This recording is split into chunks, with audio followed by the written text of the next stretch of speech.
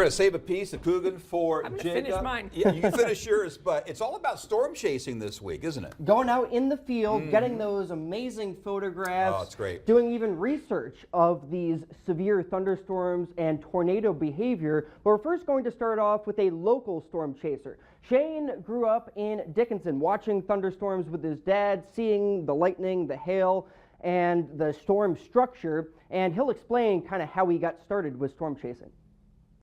The movie Twister comes out. I'm very impressionable age for that, around 10, 12 years old. And that kind of kicked things off. And yeah, from there on out, it was get my driver's license and just kind of go out with any regional, storm that would come through, maybe through Stark County, Morton County. And I would go from there and just kind of track what I could. And school and life kind of put a hold to everything. And now for the last 10 years, I kind of got the itch back.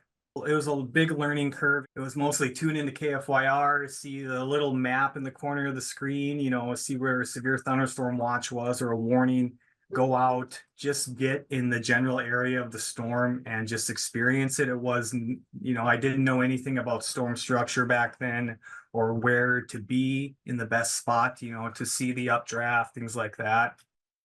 So early on in 2007, 2008, when Shane was starting storm chasing, it was a big learning experience, but it was just about experiencing the storm, using paper maps and AM radio as to where the storm is tracking. But what does he look forward to nowadays the most when going out to storm chase? The anticipation of what you can see. Every time you go out for a storm chase, the sky is going to show you something different. Even though you may think every storm, somebody might think it's the same. No, the characteristics, each storm has its own personality. And that's what I really look forward to.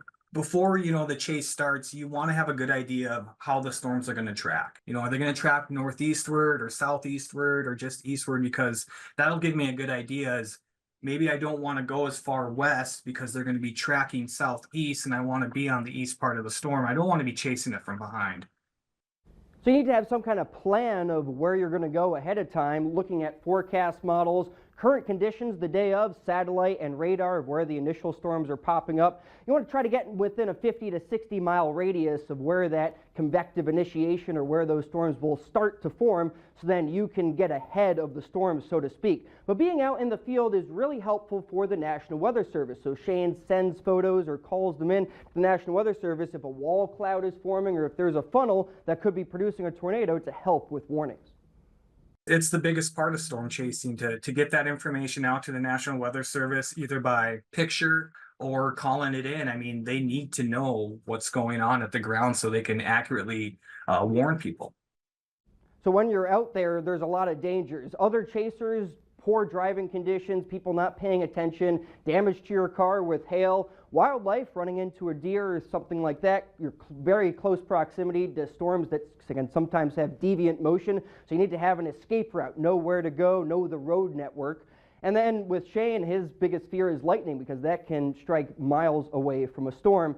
And you can capture stunning photos. So it started off with the storm chasing, but then since Shane was already out there in the field, capturing those photos, trying to make money. There's a lot of competition, but you can build a following if you do this more regularly, and that's his website, ShaneHappensPhoto.com, if you want to check out some of his work. But the research side of storm chasing is also very fascinating. There's a whole research team based from the University of Illinois that has Doppler on wheels capability, taking a Doppler radar very close to these tornadic supercell thunderstorms in order to sample the lowest level of these storms and tornado behavior.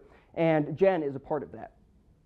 The focus really is on understanding kind of the lower third of tornado behavior. That is hard data to get in general because if you're using traditional radar with the curvature of the Earth, obviously, eventually that radar beam is going to point upward versus down low. And so to understand how we can better prepare for tornado behavior, whether it's construction standards or, warning time or just helping us know what to expect essentially from extreme weather, we really do need that information. And so the best way right now that we know how to get that is deploying Doppler on wheels ideally within a mile of an active tornado so they can get that really low down data, as well as deploying pods, which are sensor equipped, essentially very heavy, moderately stable set of tools that you would put in the path of a tornado so that up until really impact, it would be collecting all types of data, as well as balloons with sensors affixed to them that they would be tossing into the inflow of storms. So ideally, we're getting lots of different data sets that give us a better kind of 3D picture. So that research team is out storm chasing all the time. In May, though, they intercepted the Greenfield, Iowa EF4 tornado, and they sampled with that Doppler on wheels radar 300 plus mile-per-hour winds. That's only been recorded in a couple other tornadoes. And being able to get that low-level sampling of these storms really helps with research and with understanding tornadoes for better warnings and et cetera into the future with our meteorological understanding of them. Now, Jen has also started a really interesting business with Girls Who Chase, and this is an initiative where she discovered that there was a lack of representation for women in storm chasing. So she does these storm chasing 101 events, and she'll kind of describe what the Girls Who Chase is all about. Girls Who Chase is not something that I did. It wasn't even me and a small group of women.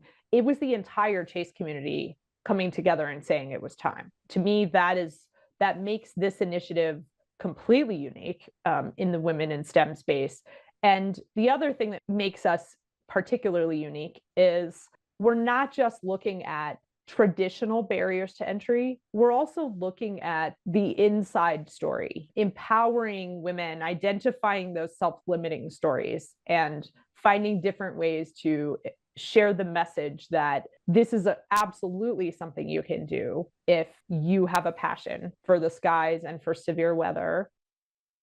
So I asked Jen what the biggest difference from about 7 or 8 years ago when she started storm chasing is, and it's that there's more women in the field chasing those storms. So the Skywarn training classes that the Weather Service offers in the spring and early summer, that's a great way to get interested in storm structure, get the basics down for understanding what to look for out in the field. But it is very dangerous. It is dangerous. And Shane knows that too, right? Yes. Storm chasers, photographers, and just everybody out in the field. Good stuff. Thank you, Thank you. Jacob. Thank you. You earned You're yourself welcome. a piece of peach. All righty. Stay It's with good. us. We'll be right back.